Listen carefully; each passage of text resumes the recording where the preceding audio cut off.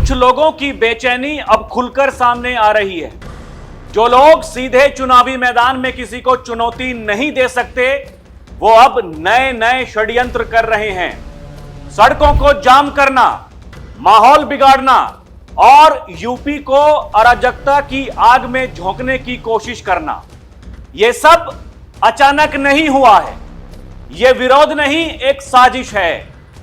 लेकिन पता नहीं ये लोग बार बार क्यों भूल जाते हैं कि यह बाबा का उत्तर प्रदेश है, जहां कानून किताबों में नहीं जमीन पर दिखाई देता है।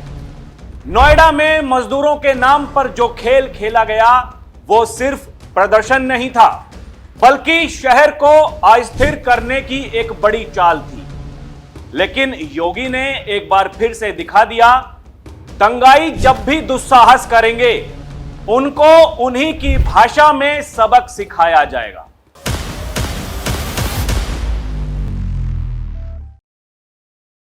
दर्शकों नमस्कार, डीएनपी इंडिया में आपका स्वागत है। मैं हूं आपके साथ राहुल चौधरी।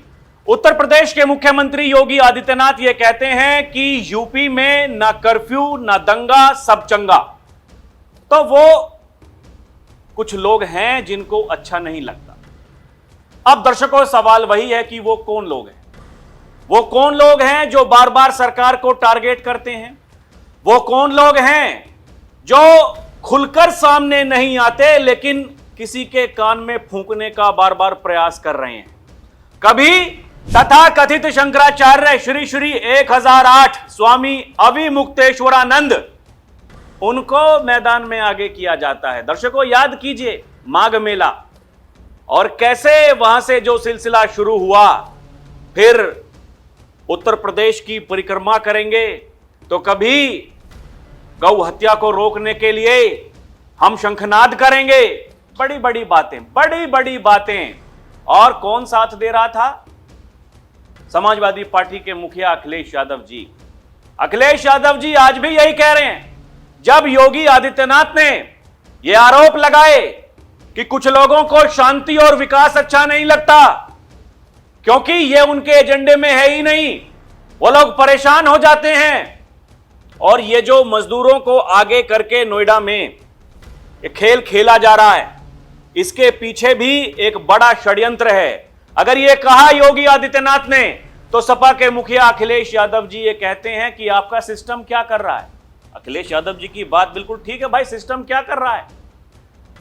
सिस्टम पूरे एनसीआर को छावनी बना देता है। सिस्टम वो जो उपद्रवी हैं, दंगाई हैं, उनको चुन चुनकर गिरफ्तार कर रहा है। सिस्टम ये कह रहा है कि कोई भी होगा उसको छोड़ेंगे नहीं।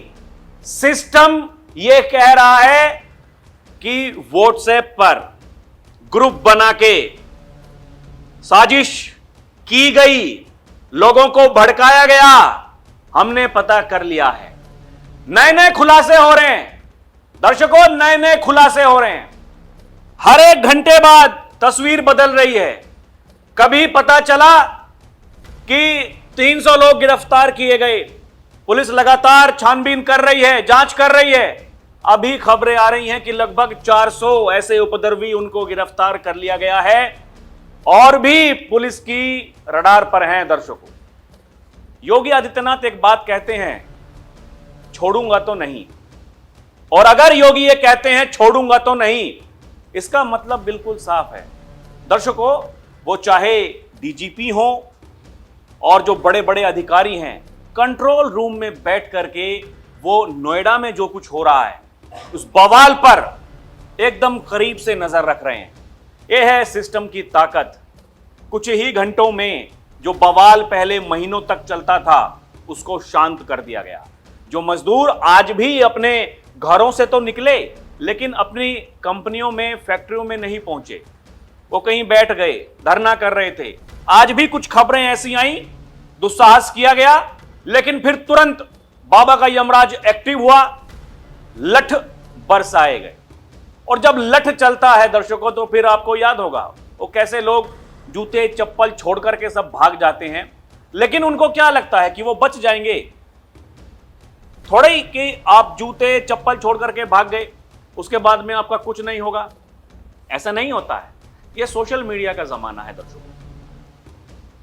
सभी लोग देखिए, जिस तरीके से सरकार को बदनाम करने वाले लोग हैं एक तरफ, ठीक वैसे ही जो सरकार के समर्थक हैं, जो योगी आदित्यनाथ की कानून व्यवस्था, उनकी जीरो टॉलरेंस पॉलिसी की तारीफ करते हैं, वो लोग भी तुरंत एक्टिव हो जाते हैं।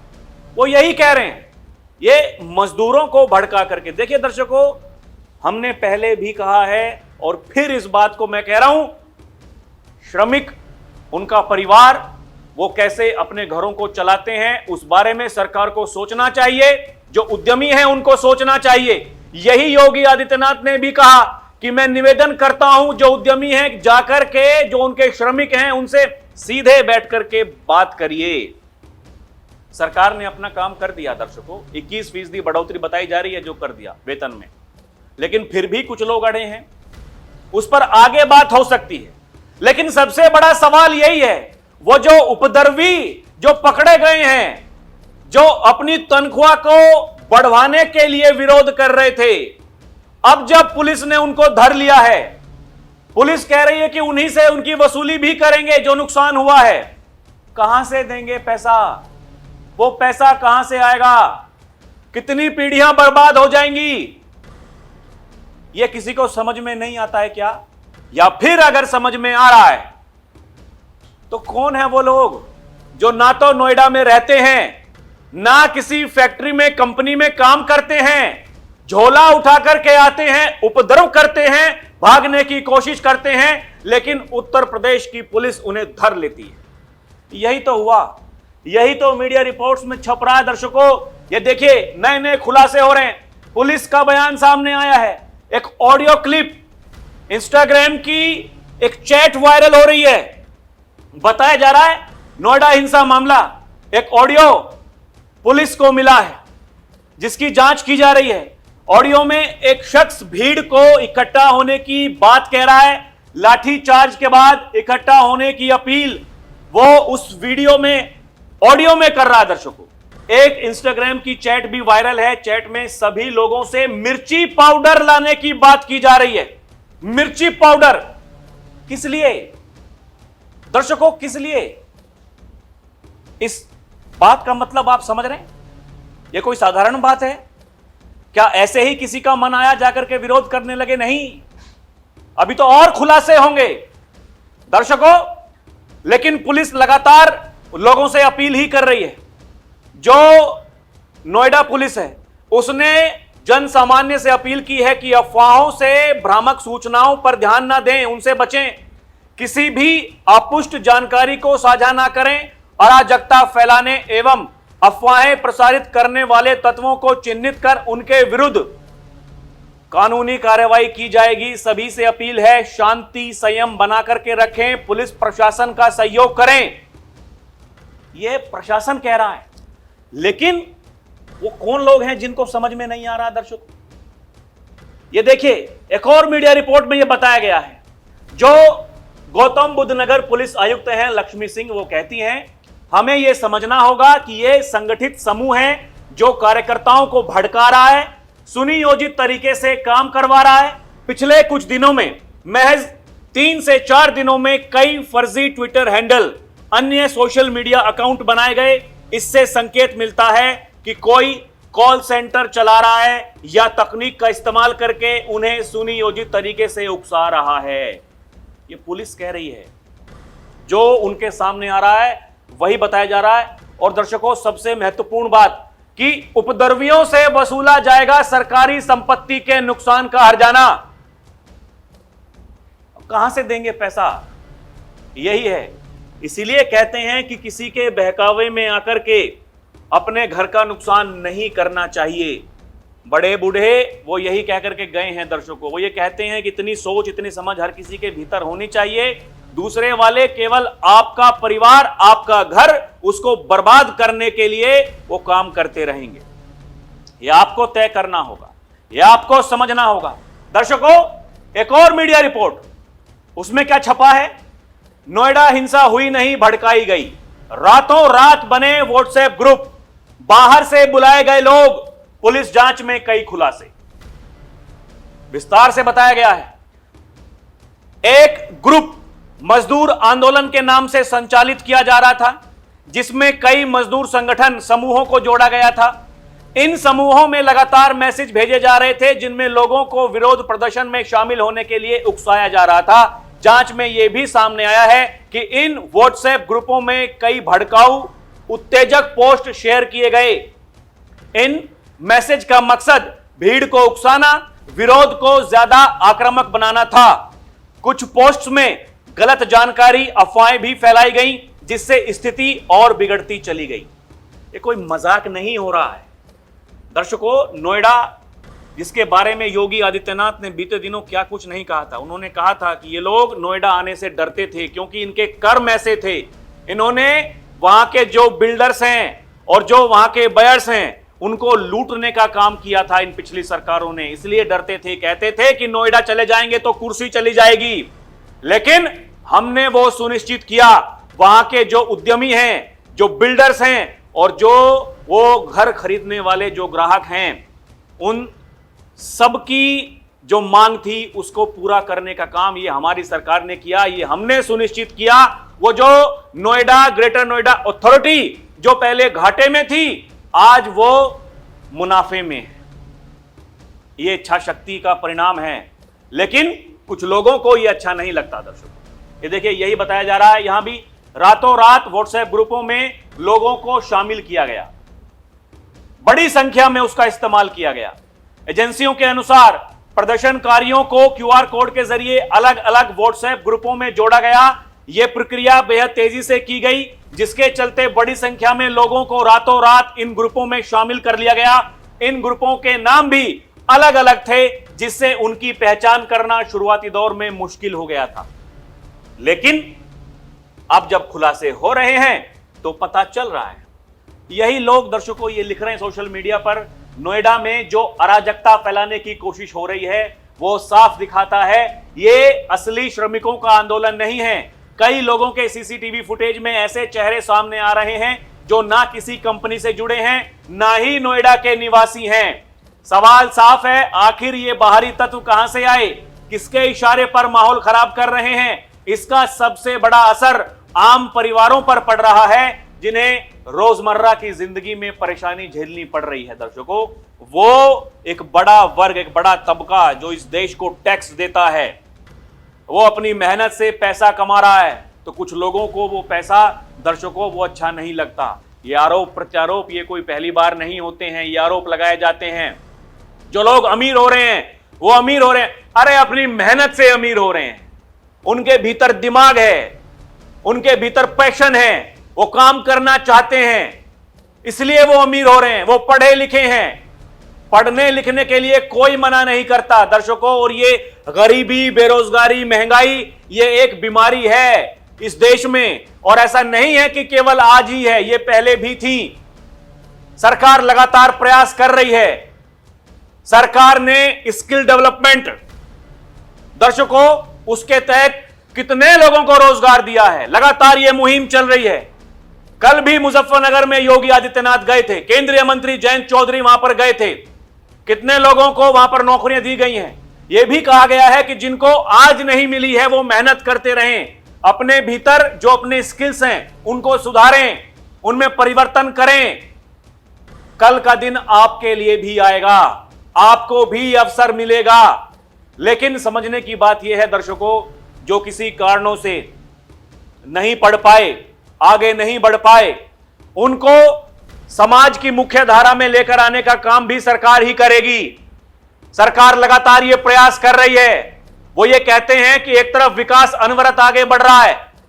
दर्शकों, पिछले 9 वर्षों में योगी आदित्यनाथ ये कहते हैं कि हमने बिना किसी भाई भतीजावाद के हमने काम करने का प्रयास किया है।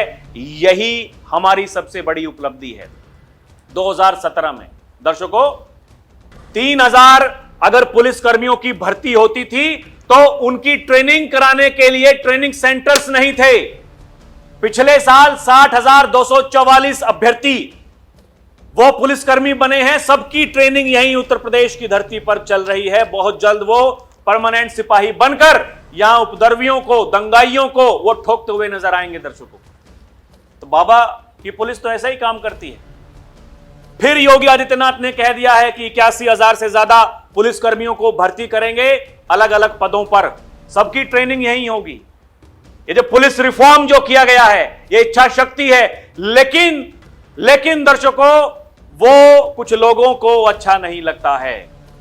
यही लोग कह रहे हैं कि नोएडा में जो प्रोटेस्ट के नाम पर उपद्रव हुआ, बहुत सारी गाड़ियां तोड़ी गई, जलाई गई, सैकड़ों फैक्ट्रियों में ताबड़तोड़ कार्रवाई की गई, पुलिस अपना काम कर रही है।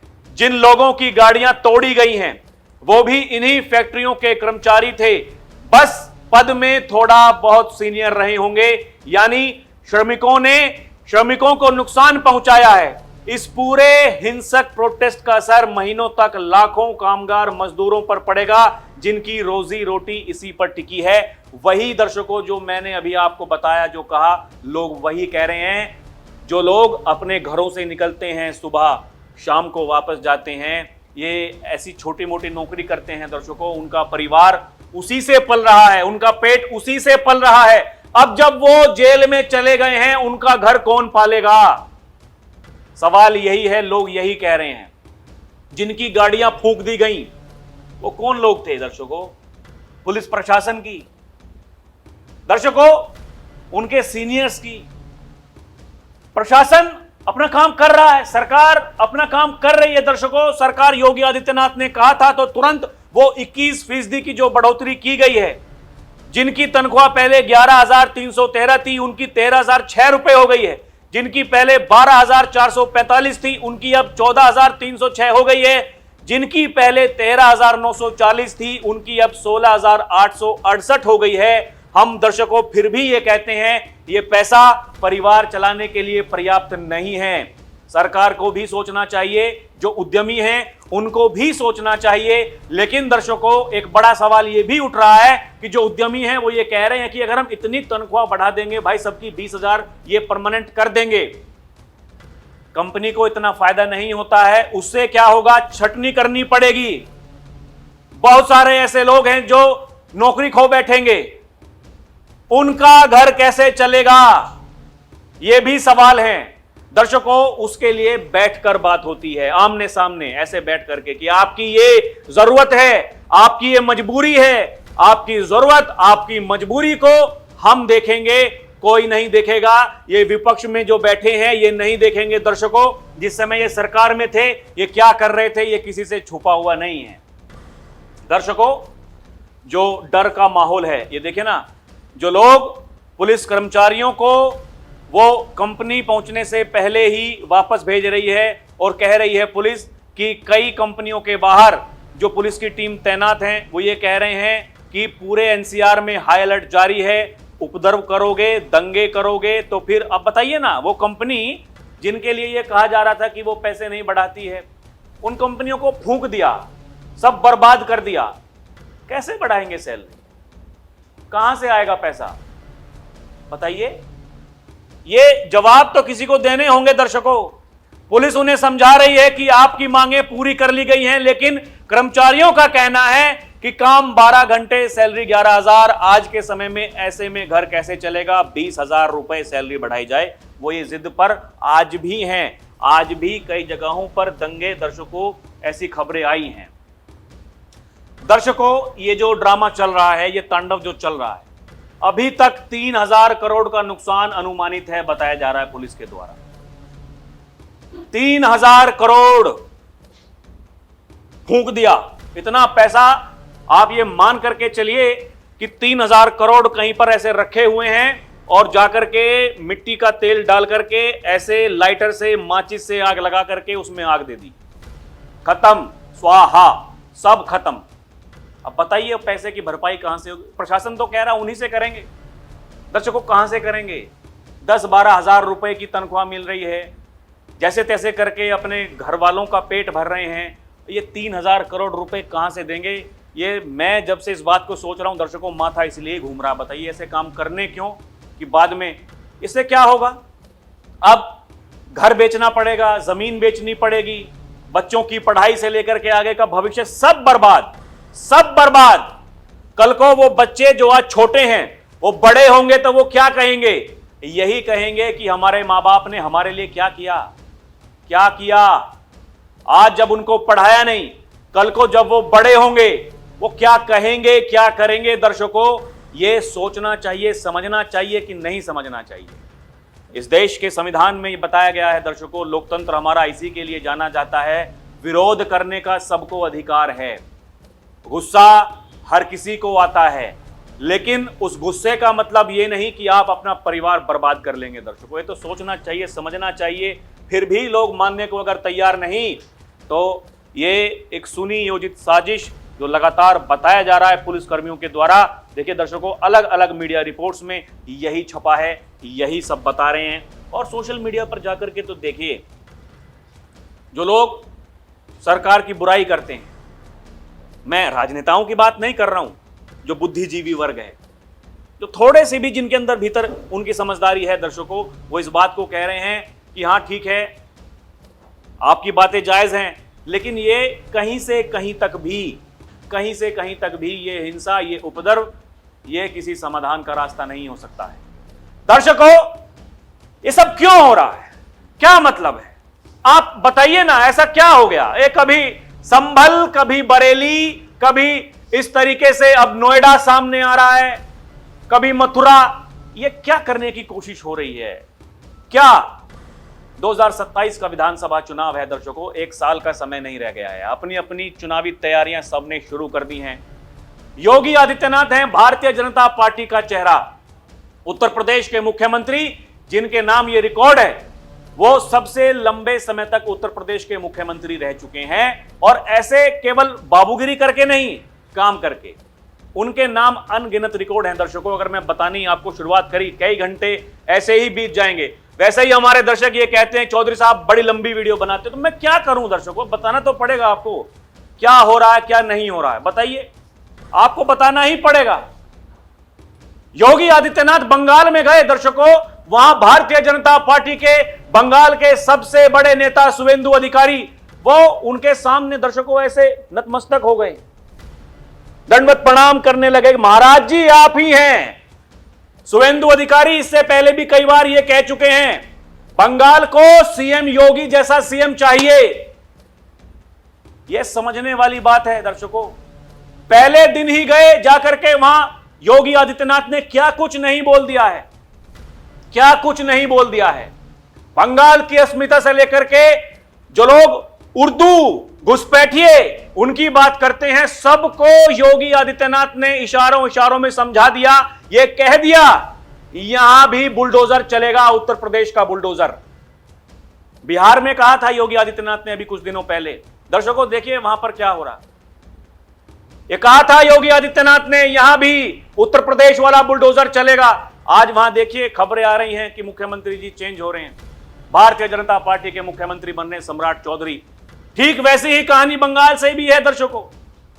योगी आदित्यनाथ को देखने के लिए भीड़ पेड़ पर, बुलडोजर पर, वहां बैरिकेड्स तोड़ने को तैयार। जहां हेलीपैड उनका हेलीकॉप्टर उतरा, वहां केवल जय श्री राम के नारे, देखो देखो कौन आया, शेर आया, शेर आया। उस मुख्यमंत्री योगी की लोकप्रियता को देखिए दर्शकों, और फिर ये आप अंदाजा लगाइए 2027 के विधानसभा चुनाव में क्या होने वाला है। मैं एक बार नहीं बार बार इस बात को कहता हूं, जब भी कोई वोटर घर से निकलेगा वोट डालने के लिए, वो ये नहीं देखेगा हमारा जिला अध्यक्ष कौन है, हमारा प्रदेश अध्यक्ष कौन है, भारतीय जनता पार्टी का राष्ट्रीय अध्यक्ष कौन है। वो ये देखेगा कि हमारा मुख्यमंत्री कौन बनेगा।